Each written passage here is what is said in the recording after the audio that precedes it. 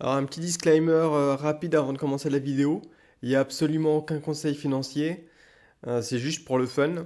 Et si vous voulez des conseils, il faut demander à un vrai pro. Alors on va parler encore d'un sujet que j'aime bien, la défense. Il y a 2 3 jours, il y a Biden qui a commencé à faire son premier proposition de budget. Et la partie sur la défense a énervé les deux, a énervé les républicains et les démocrates. Donc ça a énervé dans son camp parce que il a augmenté un petit peu le budget de la défense. Et donc dans son camp, ça a énervé parce que les gens pensaient que il allait le diminuer, hein. Et les républicains étaient énervés parce qu'ils pensent qu'il en faut encore plus. Donc bon, personne n'est content, mais la conclusion pour nous, c'est que le budget de la défense a augmenté un petit peu et surtout a pas été coupé. Je voulais trouver le détail, je l'ai pas trouvé sur leur site officiel. Du coup, j'ai trouvé ce petit graphique qui est sympa. Voilà le budget, hein. Quelque part il y a une liste, ouais, voilà. Grosso modo, tout a augmenté de toute façon. Ça c'est simple, hein. Le changement, tout a augmenté. Grosse augmentation sur tout ce qui est éducation et la science en général en fait, hein. Donc tout a augmenté. Et là, on se pose quand même la question du comment est-ce que tout peut augmenter s'il n'y a pas plus de revenus en fait. Donc ça c'est la même chose, c'est les augmentations. Et ce que je disais, c'est principalement pour la science. Alors moi, grand fan de la science, hein, donc il n'y a pas de souci. Mais encore une fois, il y a quand même la question du... Moi je veux bien qu'on augmente tout, mais qui paye et comment on paye, quoi. C'est ça la question en fait. Surtout que le déficit ne fait qu'augmenter, hein. Donc bon, j'en parle assez régulièrement. Il y a ce site qui est pas mal, qui est Deficit Tracker, dans lequel on apprend que alors en 2021, on a déjà atteint 1 trillion de déficit, qui est une augmentation de 83% par rapport à l'an dernier, ce qui est quand même pas mal. On enfonce le clou en disant que les dépenses ont augmenté de 25% et les revenus ont augmenté de 5%. Aucun problème, ça choque personne, tout le monde est d'accord, ça fait plaisir. Ouais, ça fait plaisir, ça fait plaisir surtout à la Chine et au Japon, hein, qui sont les deux gros pays détenteurs de la dette américaine. Donc eux, ça leur fait des intérêts en plus. Alors on dit tout le temps, ouais, mais c'est le meilleur moment pour s'endetter parce que les taux d'intérêt sont bas. Euh, Même s'ils sont bas, on peut prendre l'exemple, hein, 2% sur 10 dollars. Effectivement, c'est bas. C'est plus bas. Est-ce que c'est plus bas que 5% sur, je sais pas, 1000 dollars? Donc, faut pas rêver, hein. La dépense d'intérêt, c'est encore une grosse charge de l'État.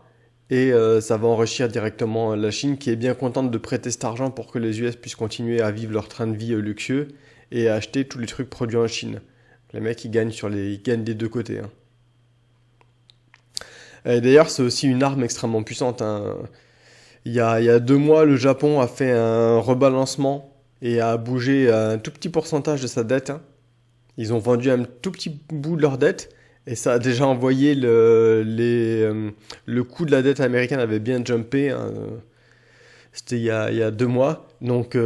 C'est une arme, hein. Bon, après, c'est entre guillemets mutuelle de destruction, quoi. Puisque si les US arrêtent d'acheter les merdes que la Chine fabrique, et bah, du coup, la Chine a moins d'export. Alors bon, tout ça pour dire que voilà, le budget, il est loin d'être à l'équilibre. On dépense, on a zéro revenu. Et ça s'appelle comment? Ça s'appelle MMT. Donc MMT, la magie de la théorie moderne monétaire. Euh, qui est quelque chose d'assez récent, enfin assez récent, on l'a redécouvert assez récemment, hein, qui a plusieurs principes, qui est que le premier principe, c'est que le gouvernement émet sa monnaie et peut payer pour des biens et des services et des assets financiers sans avoir besoin de collecter de l'argent en tant que de taxes. C'est quand même magique, hein.